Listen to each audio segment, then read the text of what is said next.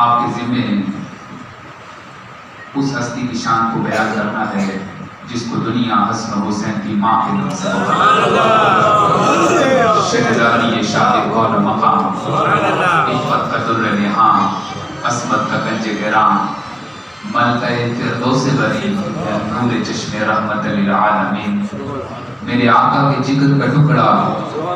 وہ سیدہ وہ طیبہ وہ طاہرہ وہ زاہدہ وہ عابدہ وہ زاکیہ مزکیہ زمانہ جس کے در سے طہارت نصیب پاتا ہے۔ معزز محترمان وقار احباب، قرآن مجید فرقان حمید کی جو آیت مبارکہ میں نے پڑھی ہے اس کا سادہ سا مفہوم آپ لوگ 20 مرتبہ علماء کی زبان سے سماعت فرما چکے ہیں کہ فرمایا اے محبوب آپ صلی اللہ علیہ وسلم آپ فرما دیجئے کہ میں تم سے اس دین کے بدلے میں اجر کچھ طلب نہیں کرتا ماں سوائے اس کے کہ میرے اہل بیت کے ساتھ تم مودت کرو، میرے قرابت داروں سے مودت کرو۔ اہل علم پر یہ بات قطعی طور پر ٹکی چکی نہیں کہ یہ قربہ اس میں تفضیل کا صیغہ ہے اور پھر یہ واحد مؤنث ہے، اور یہ قرآن کے اندر رب کائنات کسی واحد مؤنث کا ذکر کر کے بیان فرما رہا ہے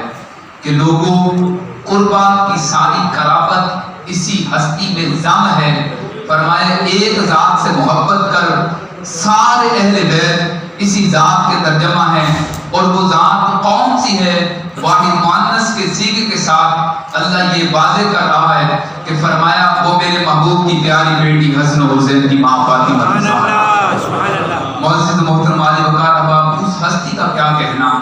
مولا روم کی زبان سے میں مختصراً عرض کروں گا کہ آقا کونین صلی اللہ تعالی علیہ وسلم کی پیاری بیٹی لخت جگر نور نظر نے امت کے ساتھ کس طرح کی محبت فرمائی۔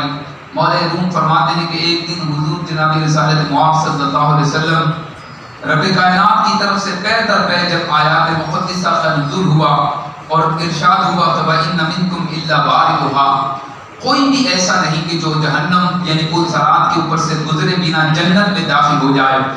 جب ان آیات کا نزول ہو رہا تھا تو تاجدار کائنات صلی اللہ تعالی علیہ وسلم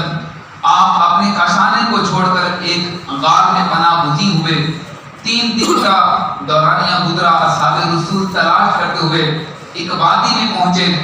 اور ایک چرواہے سے جا کر پوچھا تھا کہ اے چرواہے تو یہ بتا کہ کیا تو نے ہمارے پیارے نبی کو دیکھا یا نہیں دیکھا؟ تو چرواہا با الفاظ دیگر کہتا تھا کہ میں تو تمہارے نبی کو نہیں جانتا، بتا نام کیا ہے؟ انہوں نے کہا ہمارے نبی کا نام ہے محمد صلی اللہ علیہ وسلم۔ فرمایا ہمارے نبی کا یہ نام ہے؟ تو اس نے کہا مولا روم کے کلم حرکت میں آتا ہے۔ فرمایا وہ چرواہا کہہ رہا تھا کہ بل نبی دانم کے محمد نام کیس ای قدر دانم کے اندر تیرا بار زار کی نالت کسے لہل و نکھار۔ فرمایا میں تو نہیں نام محمد کے کسی شخص کو جانتا، بس ایک شخص ہے جو اس غار کے اندر امت کے غم میں 3 دن سے رو رہا ہے اور امت کے وہ احوال پر رو کر اللہ کی بارگاہ کے اندر امت کی مغفرت کا مطالبہ کرتا ہے۔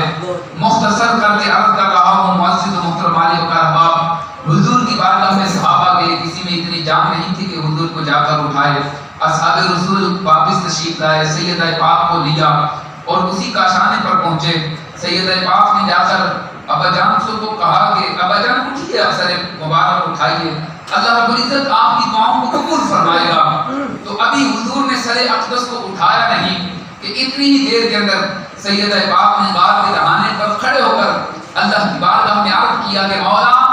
اگر تو میرے محبوب کی دعاؤں کو شرف قبولیت نہ بخشے تو پھر میں محمد کی بیٹی تیری بارگاہ میں خود دستے سوال دراز کرتی ہوں۔ اور ادھر زبان پر یہ الفاظ آ ہی رہے تھے کہ وحی الہی کا نزول ہوا اور آخر شاہ فرمائے کہ محبوب سر